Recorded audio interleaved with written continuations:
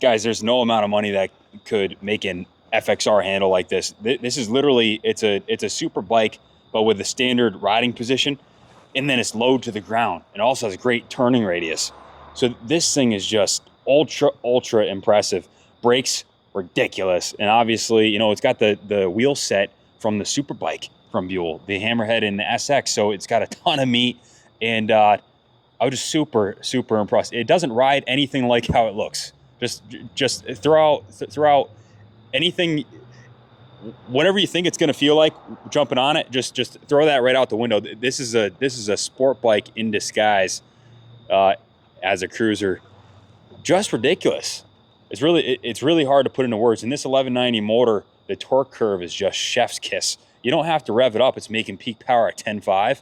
But just like some of the ultra well developed European motors, this made in the USA 1190, the torque curve is just a total delight. Just revving it in that 3,000 to 6,000, whop. It just got gobs of torque. You don't need to rev it out to have an absolute blast. And you know, coming out of the gate just then, like it just kind of like rolled in the throttle, and the front end was coming up. Like it just puts the power down so well.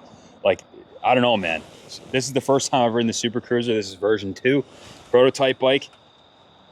Is that what you felt riding it? It's absolutely outstanding. It's basically created a new category, a super bike engine in a cruiser chassis. That's why they called it the Super Cruiser. It doesn't feel like a cruiser at all.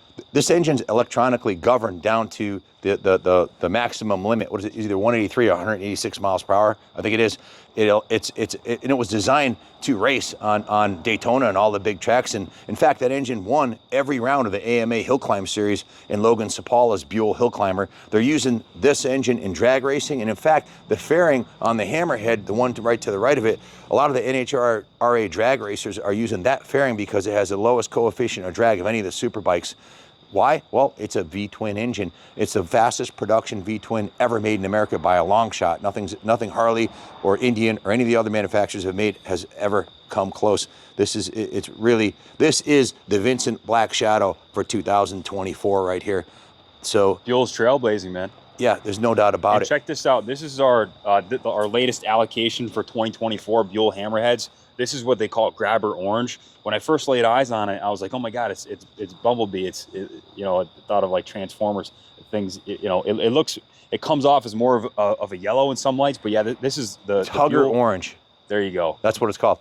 Grabber Orange. So anyways, Grabber Orange, OEM paint. Hugger. Oh, it's Grabber? Okay, I'm sorry. I heard Hugger. Okay, Grabber Orange. But this is our latest allocation, and this one's equipped from us with the Kaplan stainless race pipe and ECM tune. It's a brand new unit. My senior just did the final pre-delivery inspection ride. It's got 3 miles on it, and this is available shipping anywhere in the country with promotional finance rates. We can get you financed at 2.99%, but you have to call in. We can get you hooked up on shipping, 860-471-0192. And we're also accepting deposits on Super Cruisers. They have a special introductory price for people on the early deposit list, but you have an extremely limited amount of time to place your order and get locked in. That was the first time that they let me ride the Super Cruiser. These bikes are protected. Only a few people have had the privilege of riding, but one of these. And guys, I've ridden all the new Harleys. My dad's got a pretty impressive lineup of baggers on the floor right now. We built, $40,000+ FXRs with built motors, and this is as good as it gets. You can never turn an FXR into this. A Dyna can never come close. This is a lightweight, low to the ground super bike in disguise. But it looks like an FXR. So we have a 131 cubic inch stage 4 brand new with 500 miles M8 Road King in the shop with a FXRT fairing on it, and that bike. And there's close to 50 grand tied up on that bike, and it has 144 rear wheel horsepower, which is very impressive. This thing out of the box is 175 horsepower, and it weighs 200 pounds less. So when Junior said it doesn't feel like any of the Harleys we've had, well, it has super bike wheels, super bike brakes, super bike handling, and it's all wrapped up in a cruiser package that looks very similar to the FXR originally did with the triangulated frame, the massive aluminum swing arm, lightweight wheels. And I got some good news for you guys. Version 3 we listened to what you guys are saying. We talked to Bill Melvin, Chris Probance, who's standing right here, the national sales manager for Buell. He's with us, and they got the Buell truck over here. The overwhelming demand was for a dual disc conventional front end for a lot of different reasons. Easier to source parts. They like the way it looks. It may not perform better than this Buell exclusive front end, but it's going to have a dual disc front end that looks nothing short of what you'd put on a Dyna or an FXR that you would have spent $3,000-$4,000 for. And the suspension, Chris, can we tell them what brand it is yet? Not yet. It's coming. Okay, but I can tell you this: it's made in America, and you're going to love it, especially if you like high quality racing products made in America instead of these Öhlins from overseas. So the Öhlins will be available as an option, but the suspension coming on this bike is made in America and it's top shelf. What about the saddle? The final choice on the saddle is a Saddleman, right? Saddleman, yeah. Saddleman saddle. The fairing is actually designed. This one is designed by Memphis Shades, and it's a quick clip-on. There's going to be a couple different versions. I saw one at Sturgis, a much taller one, which if you're driving cross country. Bill Melvin himself, the CEO, born and raised in America, bike nut like us, rode his from Michigan all the way to Sturgis, rode a Super Cruiser, and he said, we need a taller screen when he got there. So he actually had one Memphis Shades design one. They're working on an FXR T-style fairing with clockworks. They're working on hard bags, lots of different options for the guy like me who wants to ride with the wife. I'm going to be 60 next year. I got my first bagger this year because I always thought baggers were for old guys, you know, and until they came out with the Bagger Racing League, and now they're high performance, so I got one, but it'll never compare to this as far as performance, right, Junior? This is, I've ridden everything under the sun at this point. Grew up racing, and I know what a good, competent, well-responsive street bike is. This checks all the boxes. Checks all the boxes.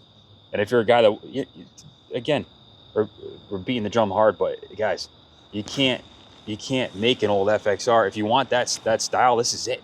You'd spend 70 grand, it would still be 200 pounds heavier and less horsepower. There's nothing that you could do to make it do this. I've ridden an FXR that one of my friends, Tommy, 1%er, has, and it is ridiculous. You can make them good, but he has a twin cam never engine, be great. Öhlins upside down forks, aluminum swing arm, and as good as it is, it's still 40 horse short of this and 200 pounds heavier. And you just can't power to weight ratio. And it's made in America. That engine was designed by Harley Davidson engineers in conjunction with Eric Buell and Rotax. And I heard, is it correct that $40 million was spent in development of this engine originally? I'm sure it was tens of 40s of millions. I was told it was dollars.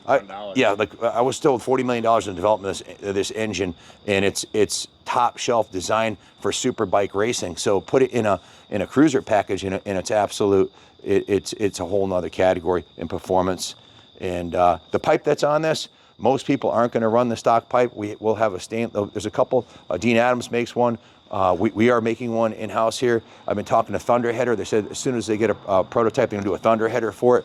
So for track use or off-road, that will make it just that much better and lighter. Now this Hammerhead, which is available today in stock, this bike weighs in at 401 pounds. They're stock, they're 419, but this custom exhaust on here eliminates a lot, and it's much lighter than the factory. Now in race format, they get them down to 380 pounds. Got a limited time. If you're looking to buy a Super Cruiser, they're offering a significant discount for early deposits. You got to place your order by November 12th. So you can call in and we'll run you through it. 860-471-0192. We were talking off camera just now, like, has anyone been talking about how good this thing is? And this is in prototype phase. I know this is second revision of the frame. This thing is outstanding. It's a little slimmer, this version of the frame. Yep, this one's a little bit slimmer, a little bit tighter.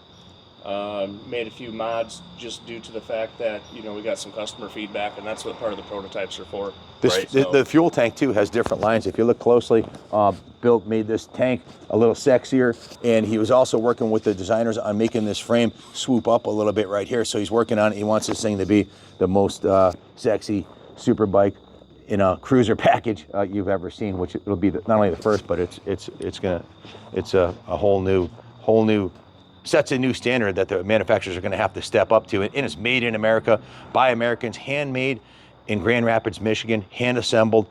The engine cases are machined right here in the U.S. It's they have it on their Instagram site. They just posted a post that says where all the components are made on the bike. Consumers more made in the USA than any other motorcycle made in the United States today. The gas tank and the front fender are made right in Michigan. The seats are made by Saddlemen in California. The tires are produced in a factory in New York. The engine cases are machined in Michigan. The frame is welded in Pennsylvania. The suspension system's coming from Minnesota. That ought to be a clue for you. The brakes are from California. The cooling system's from Michigan. And the fairing from Tennessee. And these are hand assembled and hand painted right in Grand Rapids, Michigan. Bill Melvin, the owner of this company, has been a lifelong motorcycle aficionado. He's just as crazy about these bikes as the rest of us are. He's the right guy to lead this company back to the top of the podium where it belongs. 136,000 Buells have been sold over 40 years. The legacy continues. Order yours now, or you're going to be watching everybody else have all the fun. Thanks for watching. God bless America.